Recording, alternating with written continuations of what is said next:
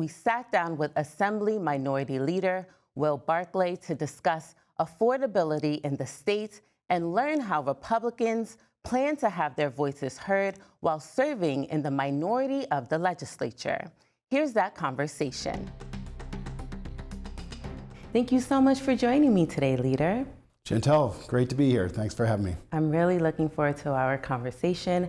And naturally, I wanted to start with the governor's executive budget proposal. Now, we saw in the governor's address when she unveiled that proposal, it focused largely on affordability. And it's my understanding that your conference is excited about it focusing on affordability, specifically around things like the middle class tax cuts and putting money in the state's reserve. So can you help us understand more about your conference's positioning when it comes to the governor's proposal? Yeah, we're really very happy that she's talking about affordability. Although she's talking about a $252 billion budget, unfortunately that's got to be paid for somehow. And unfortunately in New York, we tax and spend a lot of money. But we are happy. We like the middle class tax cut. We like the child tax cut or tax credit. That's something that we proposed in our conference last year. Unfortunately, the majority stopped that bill, so I'm hoping they look at it in a better light and maybe pass that going forward. But we're hearing this all across New York. New Yorkers are struggling. The cost of living in New York is too high, so anything we can do to take steps to lower that cost and help all New Yorkers, I think, is very positive. And how are you planning to work with the governor and Democrats to make New York affordable this year? Well, first, we support some of the governor's proposal. We'll work in a bipartisan way to do that. I think, as I mentioned, this is a big budget, so it's going to be a challenge. Always, when we come up with budgets, you have to set priorities. I think in the past, a lot of the priorities that the governor set and the Democrats have set haven't been really good priorities for New Yorkers. So what we often do is try to make our voices heard. I think we did with the affordability, and we try to put some pressure on the majority to make sure they don't go too crazy. I'd mention again, this budget's big, and usually when we start a budget process, the governor takes the first step, and then the legislature adds more to it. So I think last year the final budget was like $234 billion.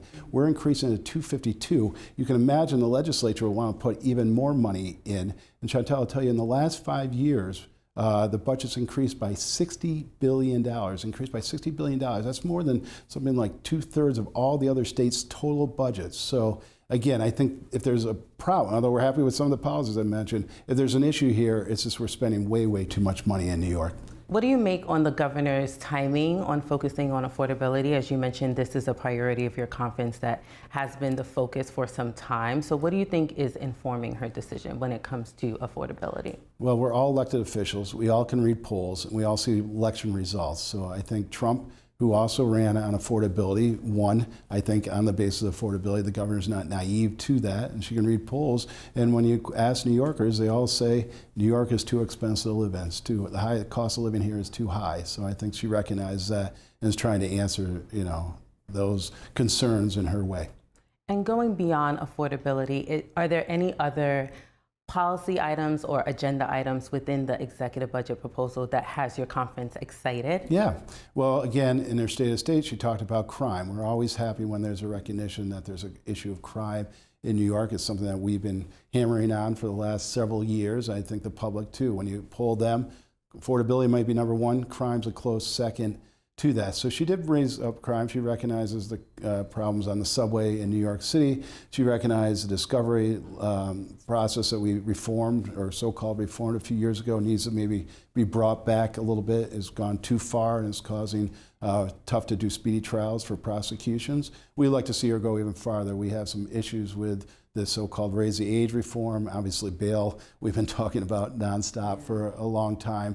So I'd like to see her even go farther than maybe some of the proposals she made in her budget and State of the State to really address recidivism of crime in New York State. And what will be your strategy to, push for the governor and the Democrats to focus on crime and get them to where you see the state should be? Well, first, we've had success with that. I mean, we've now reformed bail reform multiple times, and I like to think we played a role, the Assembly Republicans played a role in that, because we use a bully pulpit. Obviously, we don't have the votes to change the law. We need the majority to change it. So we get on the bully pulpit. We try to get victims of these crimes that come in to tell their story, and we also try to get law enforcement prosecutors in to tell the problems that we have with the system. I would say, for instance, with bail, the problem when we instituted the first bail reform, we didn't get any input from the prosecutors. We didn't get input from law enforcement. They're the ones that on the front lines know what the issues are with these laws and are the best can advise us on how to change them to make all New Yorkers safer. And as you mentioned, Democrats hold a supermajority in both the state Senate and the Assembly. So how are you hoping to compromise with Democrats and have your voices heard? I understand, it's out of your hands because they have all the control, but what are you hoping those conversations look like this session? Well, first of all, I would say I've always worked in a bipartisan manner. I try to focus on policy and not personality. So I don't try to, criticize anybody for where they come from. I try to criticize them on maybe what they're pushing legislatively, and that seems to work. But where I feel very confident and why I think we can get something done on these issues in Albany this year is, again, the public is with us. Elections have consequences. Everybody can see what happened on the national level with Trump and the Republicans on a national level. So I think that adds some understanding that things cannot continue on in New York as they are, and I look forward to working with my Democratic colleagues to make the changes that we need to in New York. And speaking on things on the national level, we saw Republicans, gain control of the White House, and they now have control over the two chambers of Congress, which is a complete 180 from how things are done here in Albany, where Republicans are the minority. So how are you feeling given, that reality right now? Are you feeling inspired by the way things are happening in Washington, D.C.? Right. Well, it's early yet, so we'll see. But the president so far has done everything he said he was going to do when he was running for office, and he's moving very quickly. Obviously, he's still working to put his cabinet together. There's long-term issues that are going to take some time to solve, but I do like the fact that he's taking action on a lot of issues. One thing, the third number thing, affordability, crime, and the migrant crisis are probably the top three issues that New Yorkers have been concerned and are concerned about. The president's going right there, and he's looking to deport, migrants that have committed serious crimes, and he's taking action on that. So I think that's a good thing, and I would encourage him to continue to do so.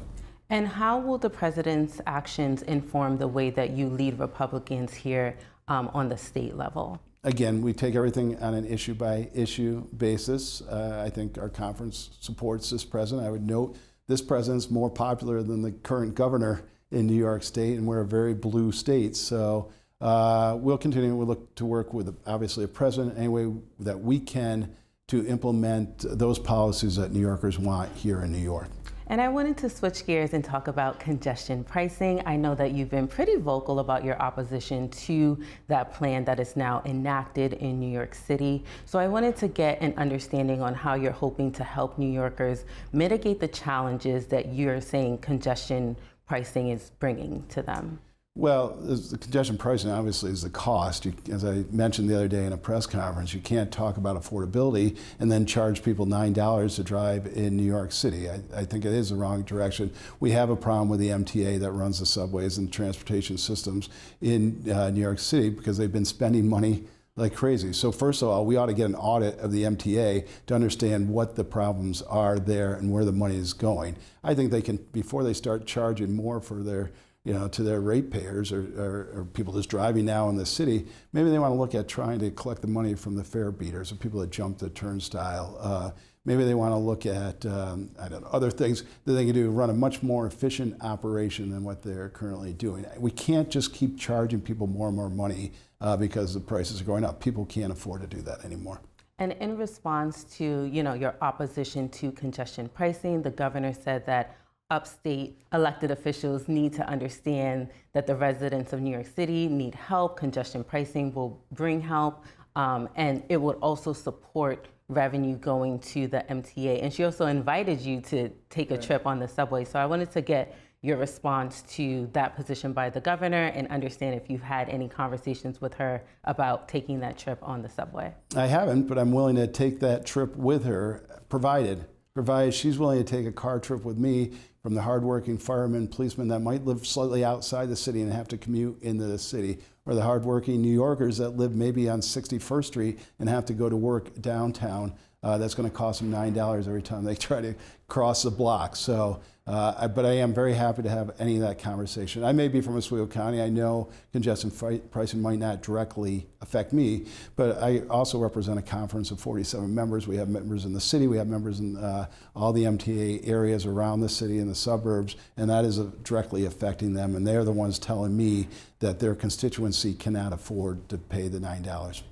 And what are some of the other priorities of your conference beyond affordability, beyond crime and the migrant crisis and congestion pricing? What else are you going to be focused on this session? Well, the thing that we always feel strongly about is the out-migration of people. We've lost a couple 100,000 people in the last few years. Over 10 years, we've lost more than 1 million people in New York. So why are these people leaving? Certainly the affordability, I think, is a big part. The governor points to housing being a big issue, which we happen to agree with. We might not agree with what she thinks is a solution, which is more government control into housing, more government input into housing. What we would like to see is getting government out and getting developers to start building houses so they can do it without the huge risks that in order to do it now because of all the government mandates and whatnot put onto building housing, we think would be better.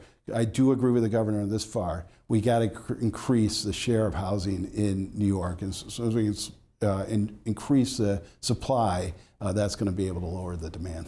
And lastly, what would make for a successful legislative session for Republicans when, things are all settled in June?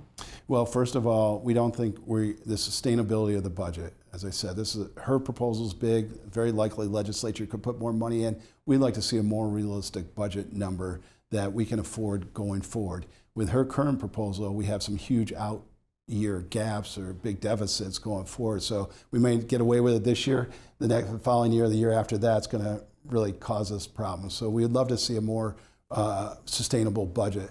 Taxes continue to be a huge issue in New York. We tax everything in New York. Health insurance, we tax property taxes, sales tax, you name it, we tax everything. We have to get more control of that. I think the middle class tax cut is a good first step. I think the child tax credit is a good first step, but there's a lot more that we could do in fiscal policy, I think, to make New York more affordable.